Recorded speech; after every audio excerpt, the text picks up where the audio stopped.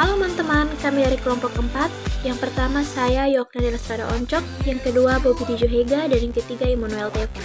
Materi kami itu mengenai proses belajar konsumen dan juga pengetahuan konsumen. Oke, kita lanjut pada materi yang pertama. Baik, kita mulai dari yang pertama, yaitu arti proses belajar.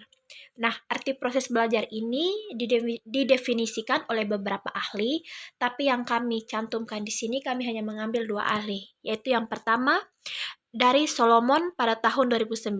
Beliau mendefinisikan, learning refers to a relatively permanent change in behavior that is caused by experience, yang artinya adalah belajar adalah perubahan perilaku yang relatif permanen yang diakibatkan oleh pengalaman. Jadi kata kunci dari Solomon di sini adalah karena adanya belajar itu maka menyebabkan perilaku yang relatif permanen yang diakibatkan oleh pengalaman. Jadi di sini pengalaman adalah kunci mengapa perilaku seseorang itu dia bisa berubah, maupun dia juga bisa relatif permanen atau menetap. Yang kedua, menurut Schiffman dan Kenwood pada tahun 2010. Kedua beliau ini mengatakan bahwa from a marketing perspective, however, consumer learning can be thought of as the process by which individuals acquire the purchase and consumption knowledge and experience that they apply to future related behavior. Artinya, dari perspektif pemasaran, proses belajar konsumen dapat diartikan sebagai sebuah proses di mana seseorang memperoleh pengetahuan dan pengalaman pembelian dan konsumsi yang akan diterapkan pada perilaku terkait pada masa akan datang. Jadi di mana bahwa perspektif pemasaran itu merupakan proses belajar konsumen yang dapat diartikan sebagai sebuah proses di mana seseorang atau konsumen itu memperoleh pengetahuan dan pengalaman pembelian dan konsumsi yang akan diterapkan pada perilaku terkait pada masa yang akan datang. Jadi sebenarnya ini ada sangkut pautnya dengan penjelasan dari Solomon di mana pengalaman. Nah, dari pengalaman yang di saat mereka sudah membeli dan di saat mereka sudah mengonsumsi sebuah produk, mereka mempunyai penilaian tersendiri pada produk tersebut, dan penilaian tersebut yang akan mereka gunakan apakah di masa yang akan datang mereka tetap membeli produk tersebut ataupun tidak. Oke, kita lanjut ke materi yang berikut, yaitu beberapa hal penting dari belajar. Yang pertama, belajar adalah suatu proses yang berkelanjutan. Konsumen tidak akan pernah berhenti belajar. Nah, artian di sini bahwa belajar itu adalah suatu proses yang terus-menerus dan tidak akan pernah berhenti. Dan konsumen tidak akan pernah berhenti belajar. Artinya di sini bahwa konsumen itu dia akan selalu mencari tahu produk apa yang dia inginkan, sehingga hal tersebut akan menjadi suatu proses belajar di mana mereka akan terus mencari tahu tentang produk tersebut. Jadi tidak akan pernah ada kata berhenti karena mereka penasaran dan mereka ingin tahu tentang produk tersebut. Kedua, pengalaman memainkan peranan dalam proses belajar. Nah, ini poin yang sangat menarik di mana pengalaman memainkan peranan dalam proses belajar. Di mana pengalaman dari seorang konsumen tersebut dia akan menjadi suatu hal di mana dari pengalaman tersebut seorang konsumen dia akan belajar dari pengalamannya. Misalnya saat membeli barang, di saat dia membeli barang tersebut dia merasa bahwa produk ini kurang bagus. Nah, hal ini akan menjadi pengalaman untuk dirinya untuk tidak membeli produk tersebut karena berdasarkan dari pengalamannya ternyata produk tersebut tidak memberi dampak yang baik atau tidak cocok dengan apa yang dia mau, gitu. Yang ketiga, terminologi belajar memiliki makna yang luas. Belajar bisa memiliki makna yang sederhana. Nah, kata yang ini sangat-sangat saintik. Kenapa saya bilang begitu? Karena dari kata terminologi belajar memiliki makna yang luas. Artinya belajar ini maknanya itu sangat luas. Bisa saja bukan hanya untuk mencari tahu, tapi bisa juga untuk arti yang lebih luas lagi. Dan belajar bisa memiliki makna yang sederhana. Dari makna yang luas tersebut, ternyata belajar ini juga bisa memiliki makna yang sederhana. Makna yang sederhana yaitu di mana seorang konsumen merasa ingin tahu tentang apa yang akan dia cari tahu. Maka itu adalah konsep dari belajar. Yang berikut, syarat proses belajar. Proses belajar bisa terjadi karena adanya 4 unsur, yang mendorong proses belajar tersebut. Hal ini menurut pendapat dari Schiffman dan Kenuk pada tahun 2010, di London dan Della Vita pada tahun 1993. Keempat unsur tersebut adalah yang pertama motivasi. Di sini kita harus paham, motivasi adalah daya dorong dari dalam diri konsumen, di mana karena adanya muncul dorongan dari dalam diri konsumen tersebut untuk melengkapi kebutuhannya, maka di situ terjadilah sebuah motivasi atau dorongan untuk memenuhi kebutuhan dari konsumen tersebut. Yang kedua, isyarat.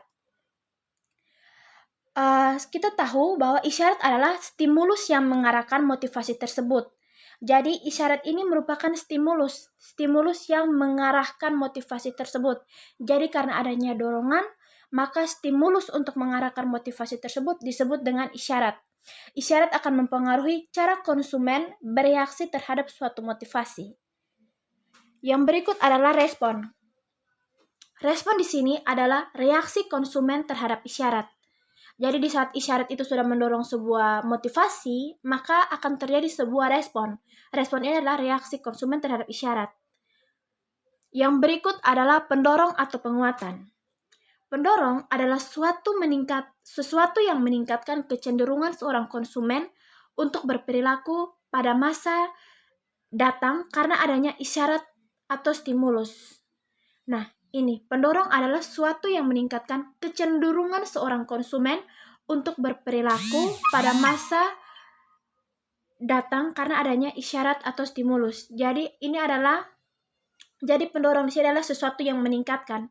Jadi mana dia meningkatkan kecenderungan dari konsumen tersebut untuk berperilaku di masa yang akan datang karena adanya isyarat atau dorongan dari stimulus tersebut.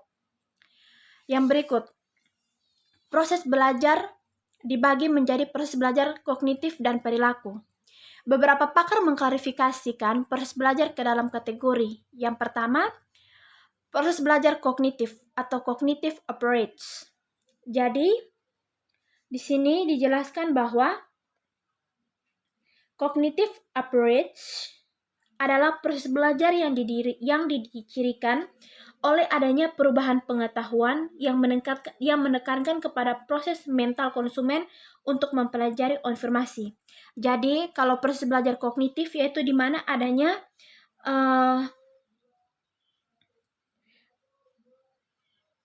perubahan pengetahuan, yaitu di mana konsumen tersebut dia mengalami perubahan pengetahuan. Nah, dari perubahan pengetahuan yang akan dia dapat, maka ini akan menekankan pada proses mental konsumen untuk mempelajari informasi. Jadi di saat dia merasa bahwa pengetahuannya sudah semakin luas, maka informasi yang akan diserap oleh konsumen itu pasti akan lebih sensitif dan lebih peka. Yang kedua, proses belajar kognitif. Yang kedua adalah proses belajar perilaku atau behaviorist approach. Jadi, proses belajar perilaku adalah proses belajar yang terjadi ketika konsumen bereaksi terhadap lingkungannya atau stimulus luar. Nah, ini sangat menarik, di mana pada proses belajar perilaku ini, di mana konsumen itu dia mengalami suatu proses belajar karena dia bereaksi terhadap lingkungan yang ada di luarnya, di mana bahwa faktor dari lingkungan tersebut akan menjadi suatu faktor yang akan mempengaruhi proses belajarnya terhadap produk yang akan dia pakai. Yang berikut adalah proses belajar classical conditioning. Classical conditioning adalah suatu teori belajar yang mengutarakan bahwa makhluk hidup, baik manusia maupun binatang, adalah makhluk pasif yang bisa diajarkan perilaku tertentu melalui pengulangan. Jadi hal di sini artinya bahwa pada proses belajar classical conditioning ini lebih ke arah, kalau kita mau langsung menggambarkan lebih ke arah iklan ya, dimana kita lihat bahwa kenapa sampai selalu ada iklan itu, mereka putar itu berkali-kali dan terus-menerus. Hal ini dikarenakan baik manusia maupun hewan atau binatang adalah makhluk pasif yang bisa diajarkan perilaku tertentu melalui pengulangan. Jadi karena adanya pengulangan iklan secara terus-menerus, maka hal ini akan mempengaruhi tingkah laku atau proses belajar dari manusia tersebut atau dari konsumen tersebut. Yang berikut adalah percobaan Pavlov. Ivan Pavlov adalah seorang psikologi Rusia yang melakukan percobaan terhadap seekor anjing untuk membuktikan teori belajar classical conditioning. Ia yang pertama kali menguraikan modal belajar dari classical conditioning. Baik, di sini teman-teman bisa lihat terminologi classical conditioningnya, di mana di sini ada stimulus tidak terkoordinasi dengan daging dan juga adalah stimulus terkoordinasi dengan bel. Responnya, respon tak terkoordinasi air liur. Yang berikut adalah stimulus terkondisi aroma makan malam dengan stimulus terkondisi berita pukul 6.00. Responnya terkondisi air liur. Jadi di sini teman-teman bisa lihat bahwa aroma makanan dengan berita itu membuat respon terkondisi pada air liur anjing tersebut atau hewan tersebut. Yang berikut, setelah pengulangan stimulus terkondisi bel, maka responnya terkondisi air liur. Hal ini dikarenakan adanya pengulangan dari stimulus terkondisi bel tersebut.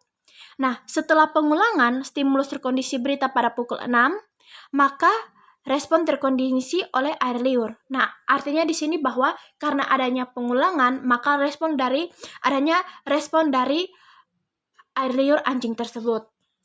Oke, yang berikut kita lanjut pada classical conditioning dan pemasaran. Dalam kehidupan sehari-hari, banyak hal yang bisa berfungsi sebagai unconditioned stimuli dan dimanfaatkan dalam komunikasi pemasaran. Pertama adalah musik. Musik bisa mempengaruhi perasaan dan emosi seseorang sehingga orang tersebut memiliki perasaan nyaman dan rileks ketika mendengarkan musik. Kita perlu garis bawahi di kata musik bisa mempengaruhi perasaan dan emosi seseorang. Artinya karena adanya lantunan musik, seseorang akan merasa bahwa menyentuh perasaan dan emosi dari orang tersebut. Misalnya di saat dia sedih, dia mendengarkan lagu sedih, yang ada justru perasaannya makin sedih dan terbawa suasana. Di saat dia sedang bahagia, dia mendengarkan lagu yang bahagia, maka suasana hatinya akan lebih bahagia. Sehingga orang tersebut memiliki perasaan nyaman dan rileks ketika mendengarkan musik. Nah, iklan televisi maupun radio biasanya menggunakan musik sebagai unconditioned stimuli, kemudian dipasangkan dengan produk atau merek untuk dipromosikan. Saya rasa di dalam dunia marketing sangat banyak iklan-iklan di mana mereka memakai classical conditioning dalam hal periklanan.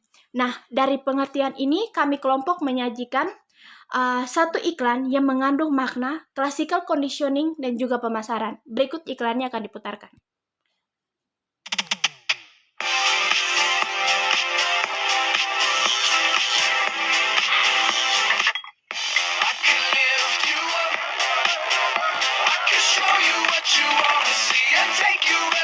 Maizone, kombinasi vitamin dan elektrolit.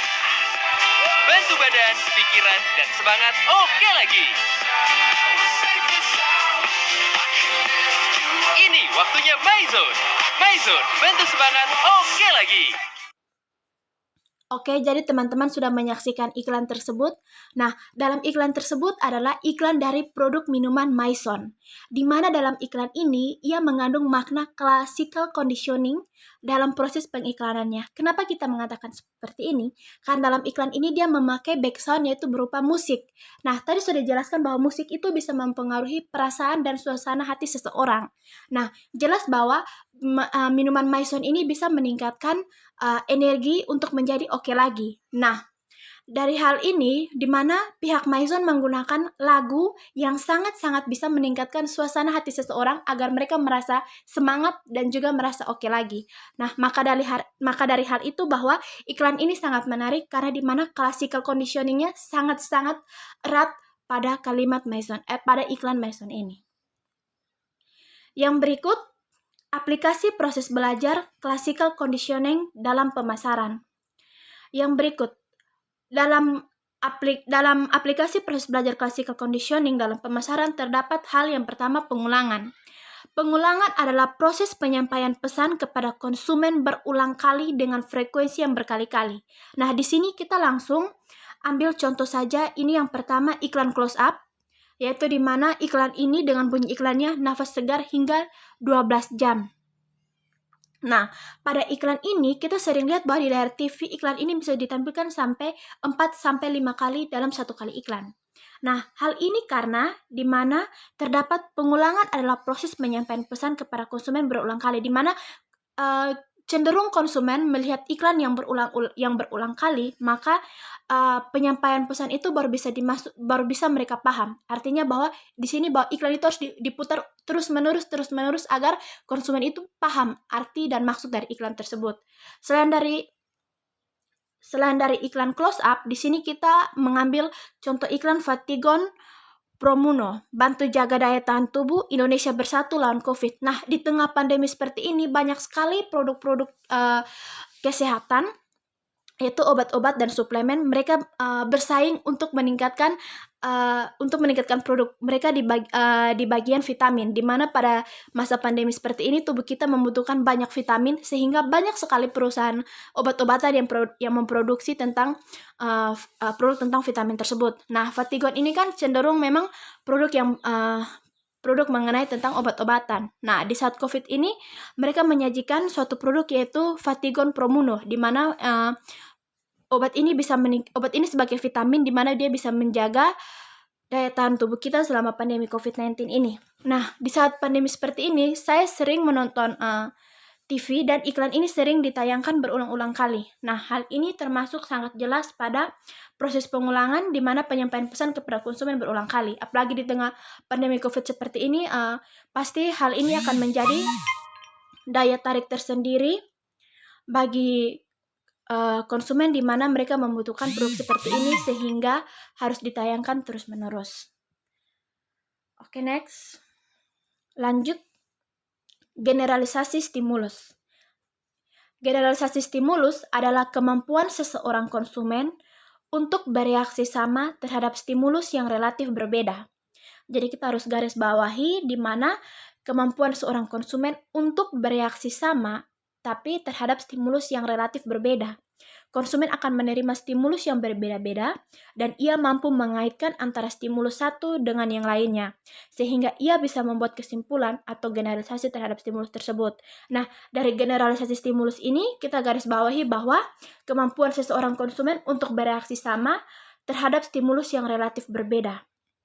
Kita ambil contoh di sini adalah stimulusnya, mereka beraksi sama terhadap stimulusnya, tapi stimulus ini berbeda. Artinya kita ambil contoh di sini bahwa produk sabun mandi Gift dan juga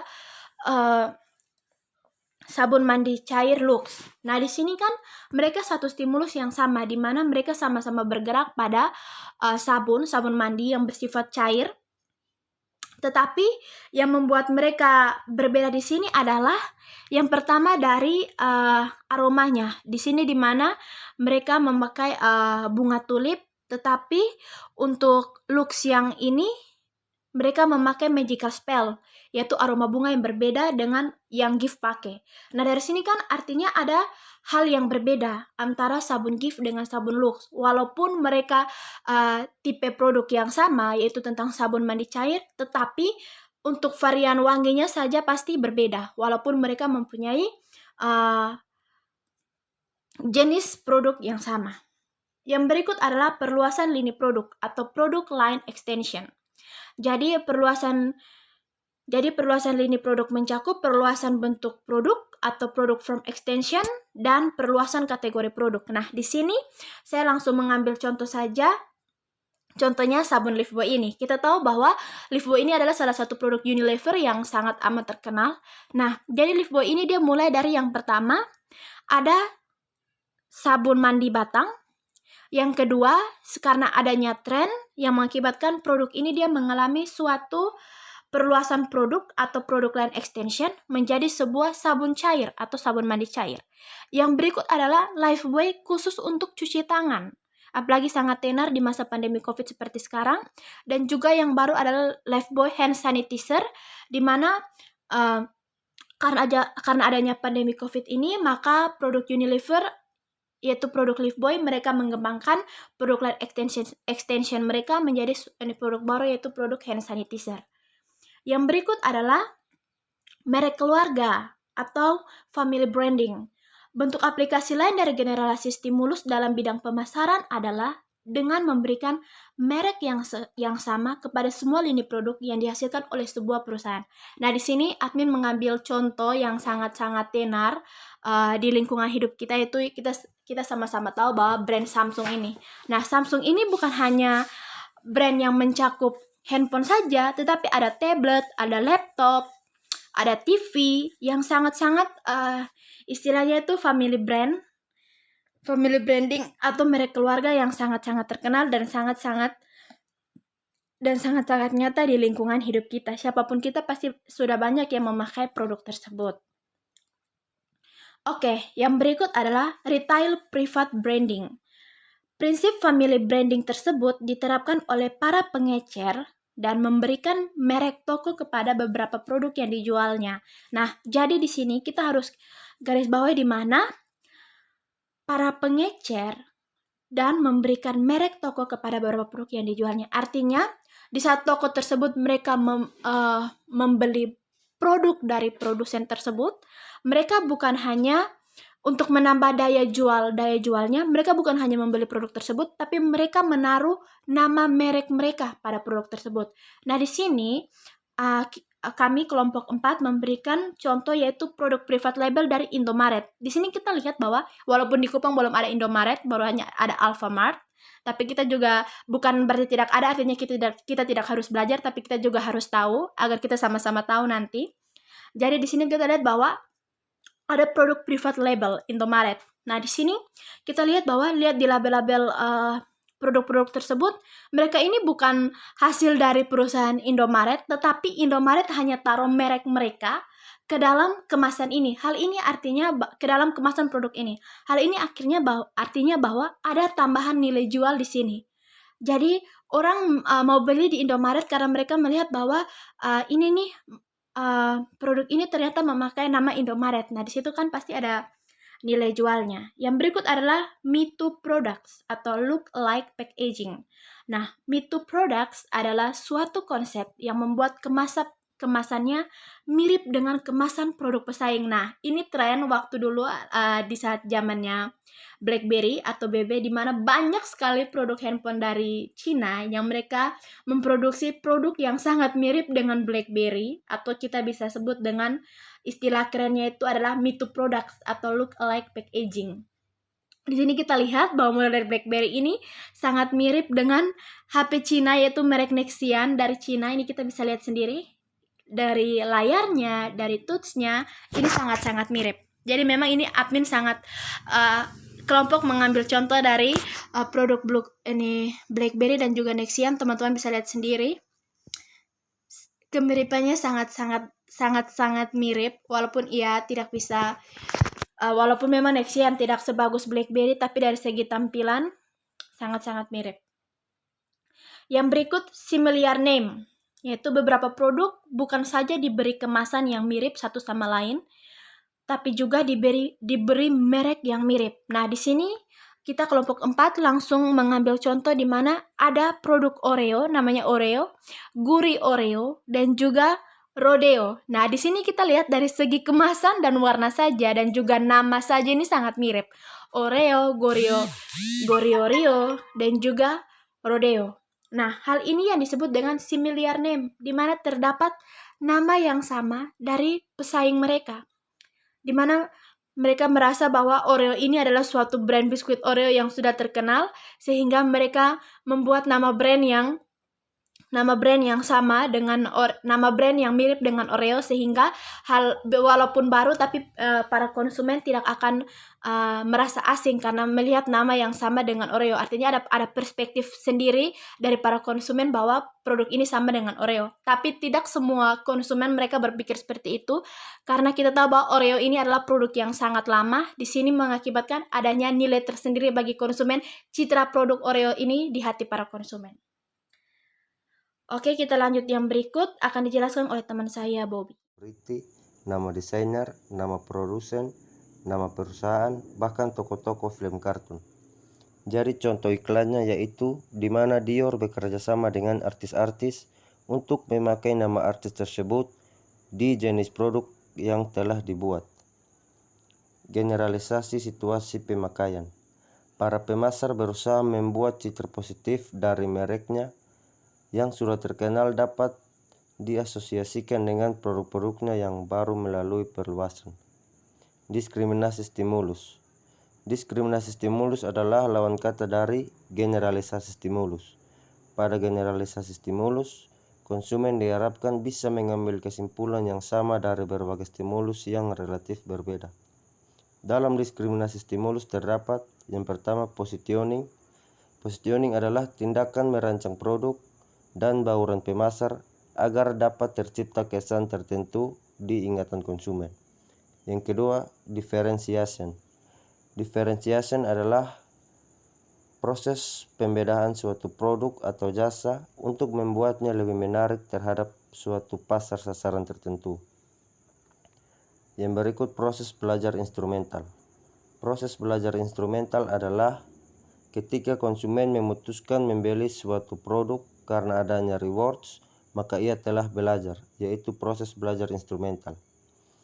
Dalam proses belajar instrumental terdapat yang pertama makna instrumental atau operant conditioning, yang kedua perbedaan klasikal dan operant conditioning.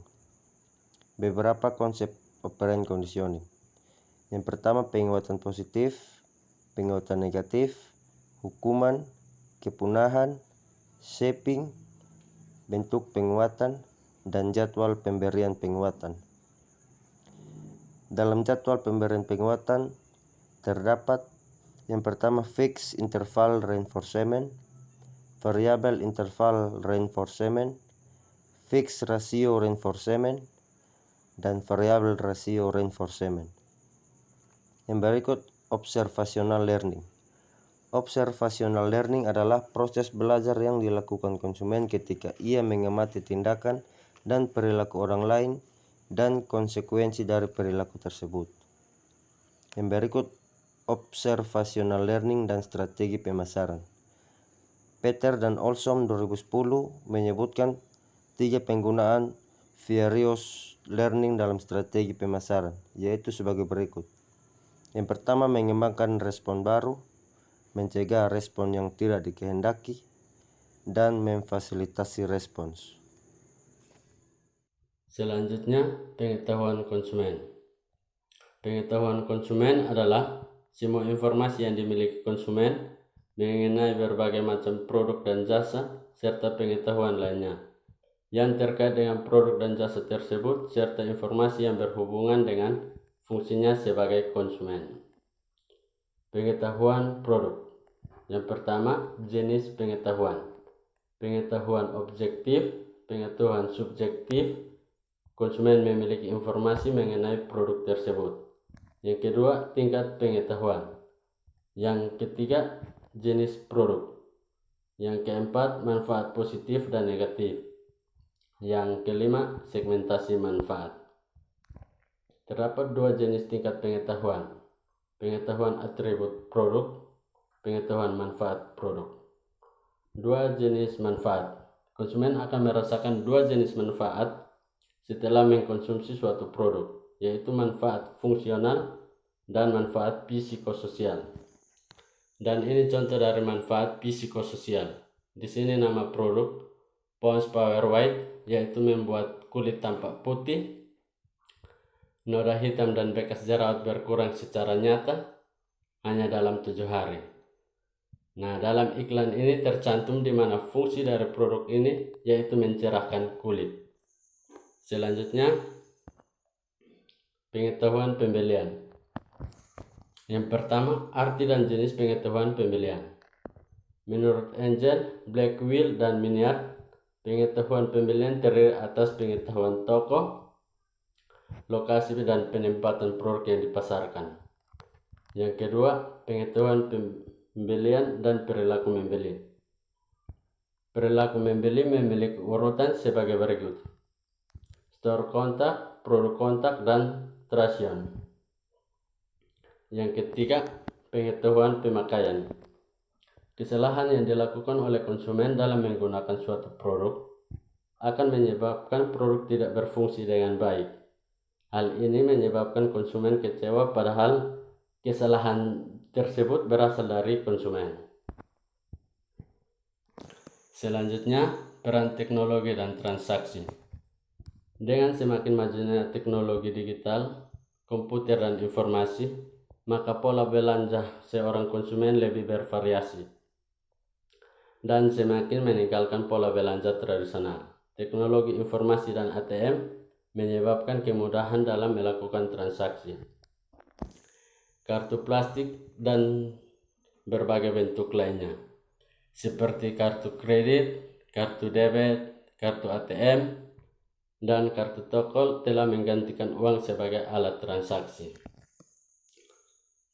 Jenis-jenis kartu di atas ini, yang pertama Visa, kedua ada kartu kredit, yang ketiga ATM, dan kartu toko. Demikian hasil presentasi dari kelompok kami. Terima kasih kepada Bapak dosen juga teman-teman yang sudah menyaksikan. Jika ingin memberikan pertanyaan, bisa langsung saja di grup WhatsApp. Terima kasih.